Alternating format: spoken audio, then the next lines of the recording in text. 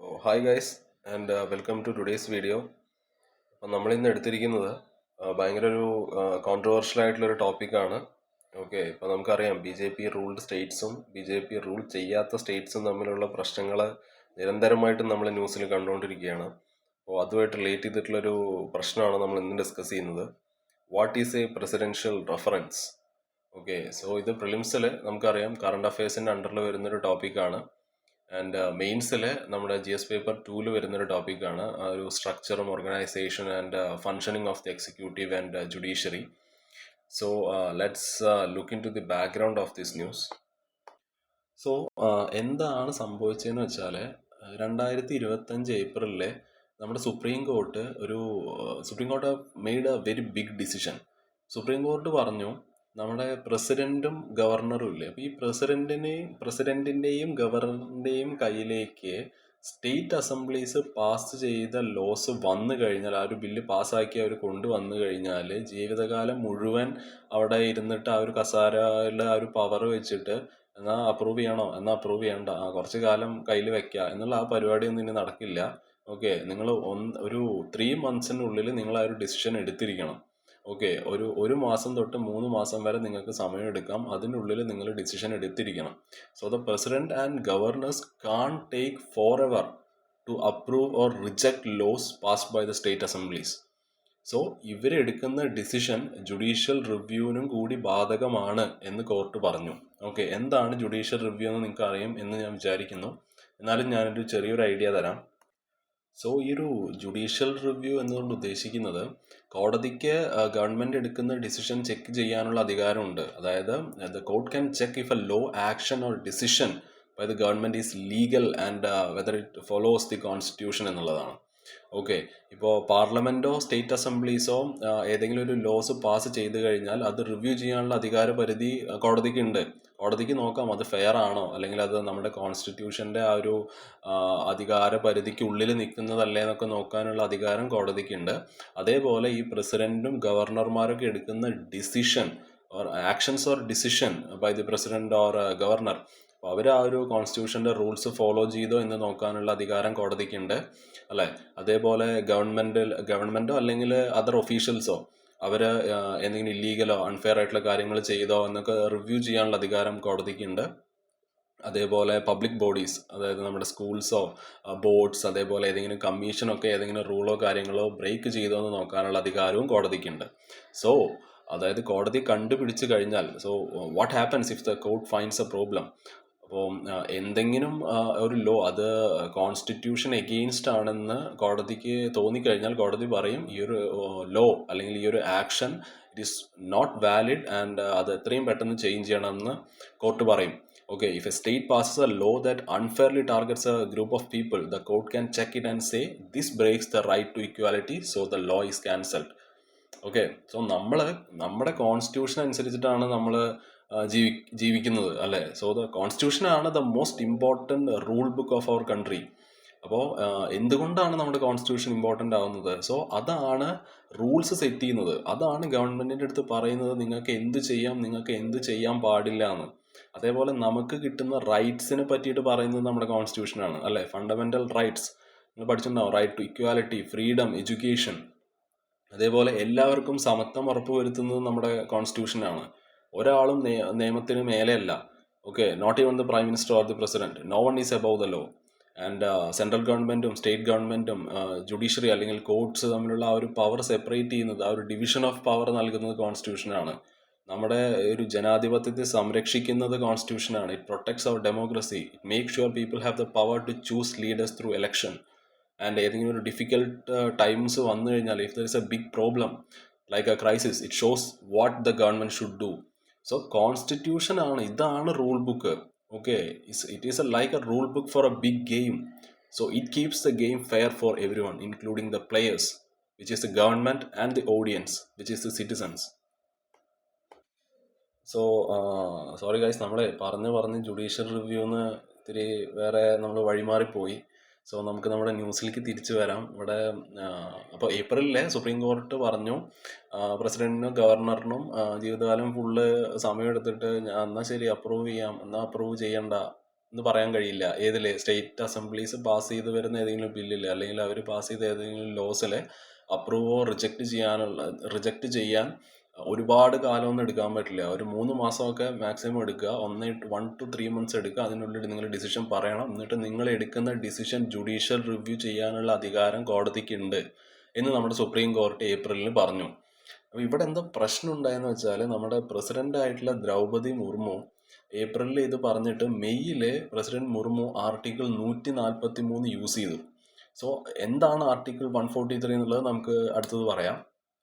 So ഈ ഒരു article പ്രകാരം this article allows the president to ask the supreme court for advice on important legal questions. അപ്പോൾ ഈ ഒരു ആർട്ടിക്കിൾ പ്രകാരം പ്രസിഡന്റിന് സുപ്രീം കോടതിയോട് അഡ്വൈസ് ചോദിക്കാം.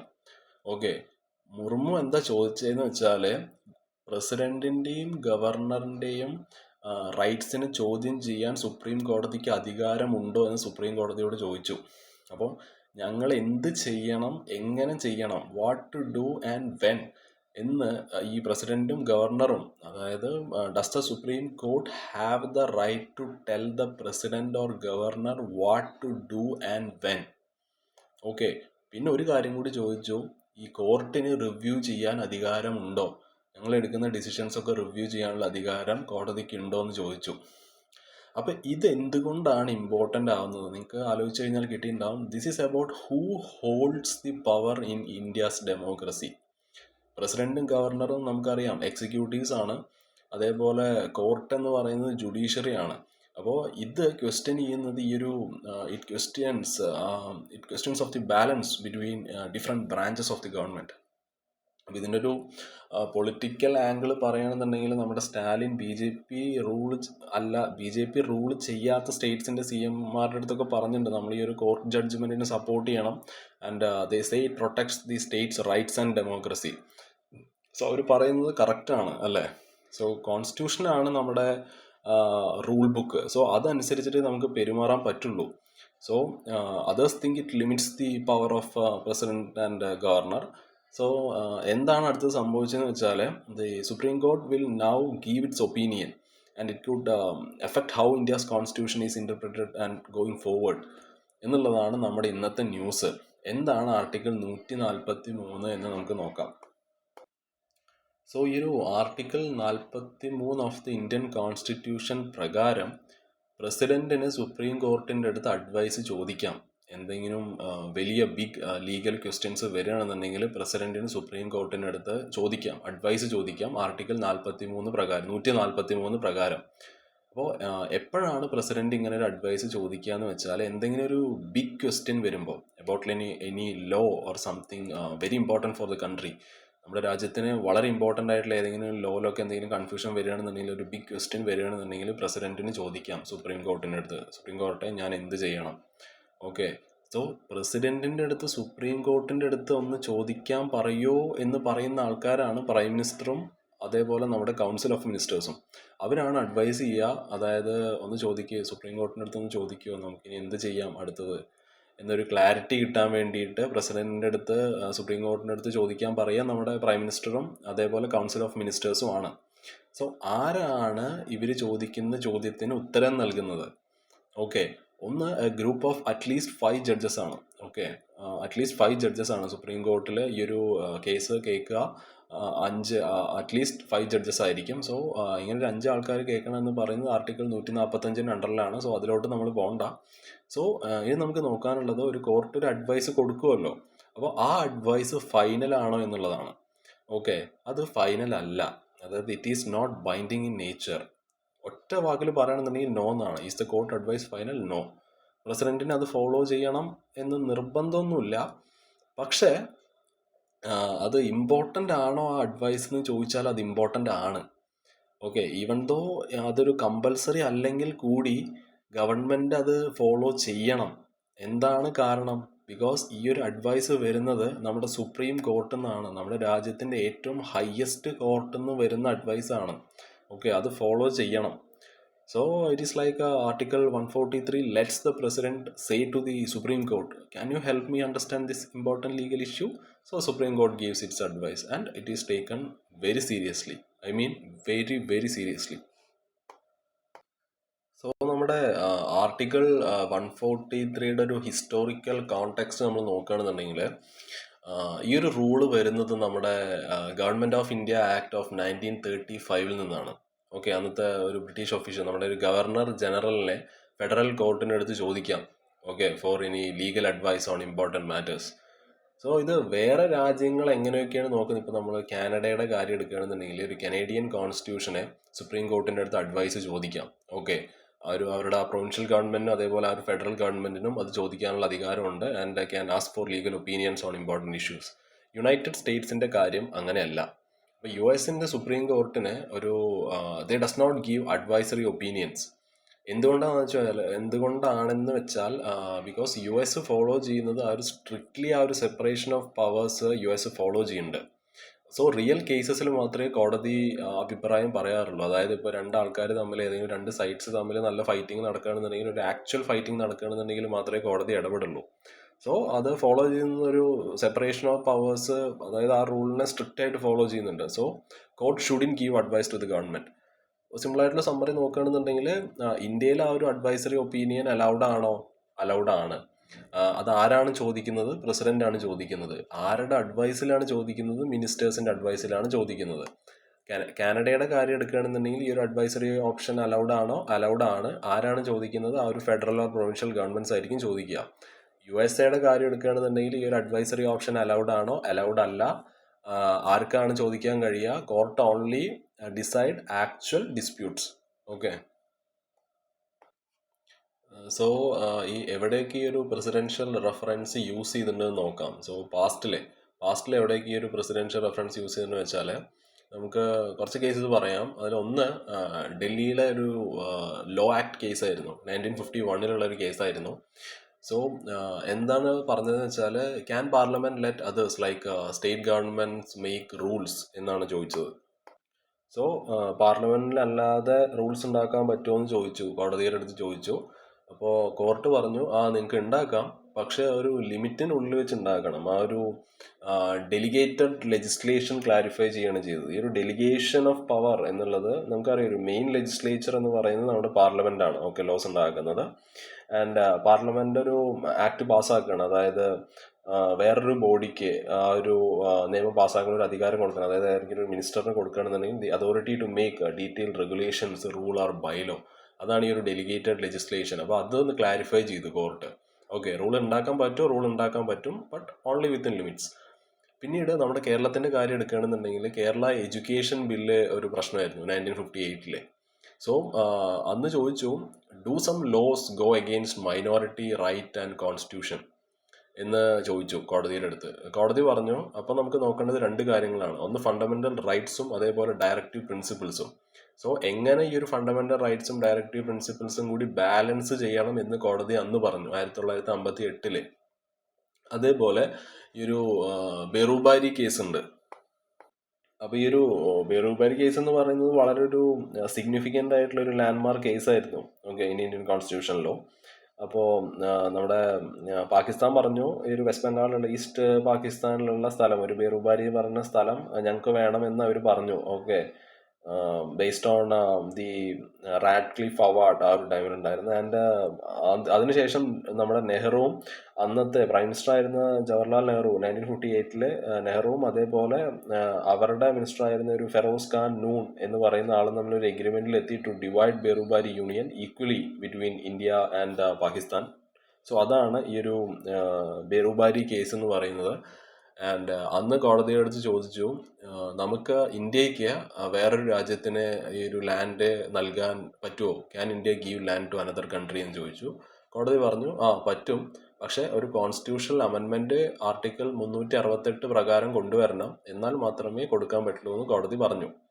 അതേപോലെ ഒരു കേശവ് സിംഗ് കേസ് ഉണ്ടായിരുന്നു 1965 1965. സോ അന്ന് കോടതിയുടെ അടുത്ത് ചോദിച്ചു, കോടതിക്ക് റിവ്യൂ ചെയ്യാൻ പറ്റുമോ action of state assemblies? Okay, can court review action of state assemblies എന്ന് ചോദിച്ചു. അപ്പോൾ കോടതി പറഞ്ഞു, ചെയ്യാൻ പറ്റും. ആൻഡ് ആ ഒരു ലെജിസ്ലേറ്റീവ് പ്രിവിലേജസിൻ്റെ ആ ഒരു ലിമിറ്റ് കോടതി ഡിഫൈൻ ചെയ്തു. ആൻഡ് അതേപോലെ ഒരു പ്രസിഡൻഷ്യൽ പോൾ കേസ് ഉണ്ടായിരുന്നു 1974. സോ അന്ന് കോടതിയോട് ചോദിച്ചു, what happens to the presidential election if state assemblies are gone? So കോടതി പറഞ്ഞു ഇലക്ഷനൊക്കെ അതിൻ്റെ വഴിക്ക് നടക്കും, even if assemblies are dissolved എന്ന് കോടതി പറഞ്ഞു. ഓക്കെ, ഇങ്ങനെ എന്തിനൊക്കെ എന്താ പറയുക, ഭയങ്കര ഇമ്പോർട്ടൻ്റ് ആയിട്ടുള്ള ഡൗട്ട് വരുമ്പോൾ കോടതിയോട് ചോദിക്കാം. അതേപോലെ ഒരു സ്പെഷ്യൽ കോർട്ട് ബില്ല് 1978 ഒരു സ്പെഷ്യൽ കോർട്ട് ബില്ലായിട്ട് റിലേറ്റ് ചെയ്തിട്ട് ചോദിച്ചു, can vague legal questions be asked to the court. Okay, vague legal questions be asked to the court. കോടതി പറഞ്ഞു പറ്റില്ല, the court can refuse unclear references and must not interfere with parliament's power എന്ന് കോടതി പറഞ്ഞു. അതേപോലെ നമ്മുടെ Ram Janmabhumi case, അപ്പോൾ 1993 Ram Janmabhumi case, അപ്പോൾ അന്ന് കോടതിയുടെ അടുത്ത് ചോദിച്ചു, can court decide on a religious land dispute without a proper legal issue എന്ന് കോടതിയോട് ചോദിച്ചപ്പോൾ കോടതി ഉത്തരവൊന്നും പറഞ്ഞില്ല. Court decline to give an opinion, only this time it happened. So അത് കോടതി എന്തെങ്കിലും ഒരു അഭിപ്രായം പറഞ്ഞു കഴിഞ്ഞാൽ അത് ഭയങ്കര ഒരു കോൺട്രവേഴ്ഷ്യൽ ആവുമെന്ന് കോടതിക്ക് അറിയാം, അല്ലേ? ഇപ്പോൾ അങ്ങനെ പുലിയുടെ വാല് എടുത്തിട്ട് ഇത് അങ്ങനെ കയ്യിൽ കൊടുത്തിട്ട് ഇത് എന്നാ പിടിച്ചോ എന്ന് പറഞ്ഞാൽ അത് നടക്കില്ലല്ലോ. അപ്പോൾ കോടതി പറഞ്ഞു, ഇല്ല, ഞങ്ങളിതിൽ ഇടപെടില്ല, അത് നിങ്ങൾ എന്താണെന്ന് വെച്ചാൽ ഒരു ഔചിത്യപരമായിട്ട് നിങ്ങൾ ഡീൽ ചെയ്യുക എന്ന് പറഞ്ഞു. ആൻഡ് അതേപോലെ തേർഡ് ജഡ്ജസ് കേസ് ഉണ്ടായിരുന്നു 1998. സോ എങ്ങനെയാണ് ജഡ്ജസ് അപ്പോയിന്റ് ചെയ്യപ്പെടുന്നത് എന്ന് കോടതിയോട് ചോദിച്ചു. അപ്പോൾ കോടതി ഒരു ഡീറ്റെയിൽ ആയിട്ടുള്ള റൂള് കൊടുത്തു. നമ്മുടെ ഈ ഒരു കൊളീജിയം സിസ്റ്റത്തിനെ പറ്റി, ഒരു ജുഡീഷ്യൽ കൊളീജിയം സിസ്റ്റത്തിനെ പറ്റിയുള്ള ഒരു ഡീറ്റെയിൽഡ് റൂൾസ് ആണ് കോടതി പറഞ്ഞത്. സോ എന്തുകൊണ്ടാണ് ഈ കേസസ് ഇമ്പോർട്ടൻ്റ് ആവുന്നതെന്ന് വെച്ചാൽ, സോ ഈ കേസസിനൊക്കെ they define the power of parliament, അല്ലേ? പാർലമെന്റിന്റെ ആയാലും പ്രസിഡന്റിന്റെ ആയാലും ജുഡീഷ്യറിയുടെ ആയാലും അവരുടെയൊക്കെ പവർ ഡിഫൈൻ ചെയ്യുന്നുണ്ട് ഈ കേസസ്. പിന്നെ സിറ്റിസൺസിന്റെ റൈറ്റ്സിനെ പ്രൊട്ടക്ട് ചെയ്യുന്നുണ്ട്. അതേപോലെ തന്നെ ഇന്ത്യൻ ഡെമോക്രസിയും കോൺസ്റ്റിറ്റ്യൂഷനും എങ്ങനെ വർക്ക് ചെയ്യണം എന്നുള്ളതിനെ പറ്റിയുള്ള ഒരു ക്ലാരിറ്റി ഈ ഒരു കേസസ് നൽകുന്നുണ്ടെന്ന് നമുക്ക് പറയാം. So now will look on to the current reference, അതായത് ഈ 2024-25 റെഫറൻസും കീ ഇഷ്യൂസും എന്തൊക്കെയാണെന്ന് നമുക്ക് നോക്കാം.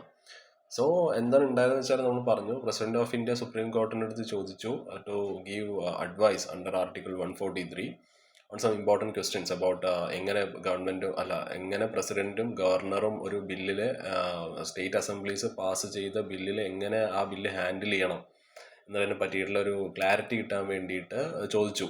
ഓക്കെ, കോടതിയോട് ചോദിച്ചു. സോ എന്തുകൊണ്ടാണ് ചോദിച്ചതെന്ന് പറഞ്ഞാൽ കോടതി പറഞ്ഞു, കോടതി gave a judgment earlier that ഈ ഒരു പ്രസിഡന്റും ഗവർണറും ഒരു 3 മാസത്തിന്റെ ആ ഒരു പരിധിയിൽ, ഒരു മാസം തൊട്ട് 3 മാസം വരെ ആ ഒരു പരിധിയിൽ ആ ഒരു ബില്ലിന് മേലെ ആക്ട് ചെയ്തിരിക്കണം. ഓക്കെ, സോ ഈ ഒരു ഡിസിഷൻ കോർട്ടിന് റിവ്യൂ ചെയ്യാം, ജുഡീഷ്യൽ റിവ്യൂ ചെയ്യാനുള്ള അധികാരം കോർട്ടിനുണ്ടെന്ന് കോടതി പറഞ്ഞു.